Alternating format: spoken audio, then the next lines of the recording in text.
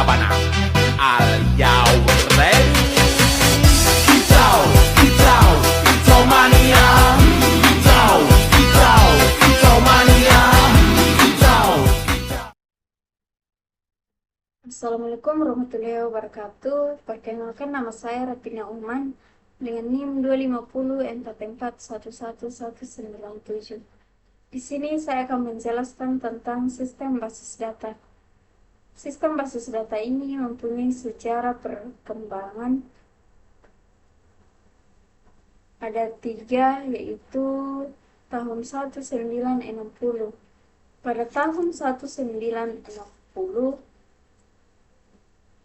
Charles Babbage di perusahaan General Electric mendesain generasi pertama DBMS yang disebut penyimpanan data terintegrasi.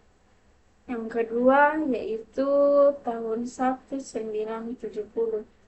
Pada tahun 1970, Edgar Koch di laboratorium penelitian desain JOS mengusulkan suatu representasi data baru yang disebut model data atau relation.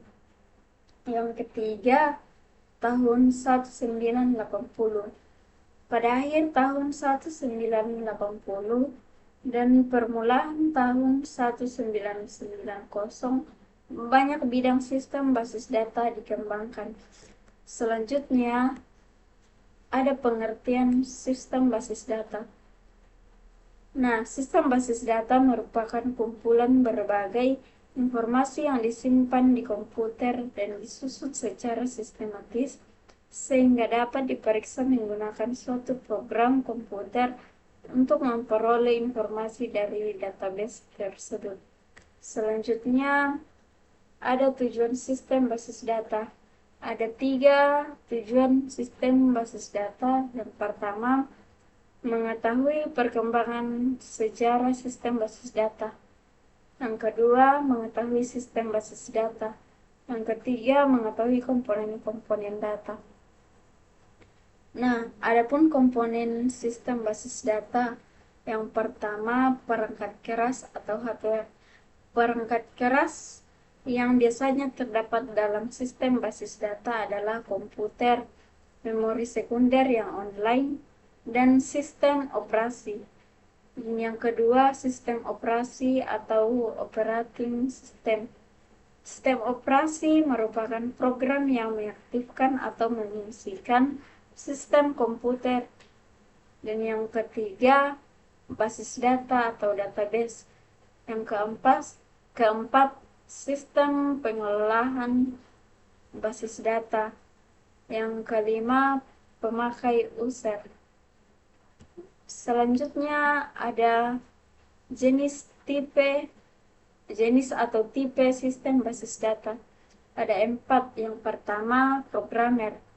Nah, programmer adalah pemakai yang berinteraksi dengan basis data aplikasi melalui DNL yang disertakan dalam program yang ditulis dalam bahasa pemrograman induk seperti Pascal, COBOL, Slipper, atau Fox Pro. Dan yang kedua, user mahir. User mahir adalah pemakai yang berinteraksi dengan sistem tanpa menulis modul program. Dan yang ketiga yaitu user umum. User umum adalah pemakai yang berinteraksi dengan sistem basis data melalui pemanggilan satu program aplikasi permanen yang telah ditulis atau disediakan sebelumnya.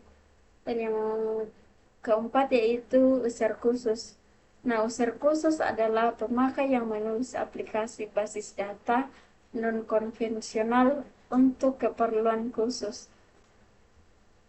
Dan selanjutnya ada kelemahan dan kelebihan sistem basis data. Kelemahan sistem basis data yaitu ada 4. Yang pertama, lebih mahal. Yang kedua, proses backup cukup memakan waktu. Dan yang keempat, bila ada akses tidak benar, kerusakan dapat terjadi. Dan yang keempat yaitu sistem lebih rumit. Adapun kelebihannya yaitu yang pertama, kecepatan dan kemudahan. Yang kedua, kebersamaan pemakai. Yang ketiga, pemusatan kontrol data. Yang keempat, efisiensi ruang penyimpanan. Yang kelima yaitu pemakaian secara langsung. Yang terakhir, kebesaran data.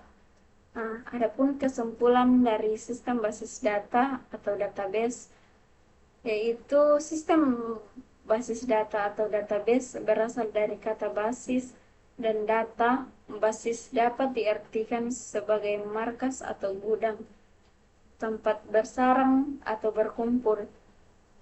Data merupakan representasi atau fakta dunia nyata yang mewakili suatu objek seperti manusia atau pegawai, siswa, pembeli, dan pelanggan.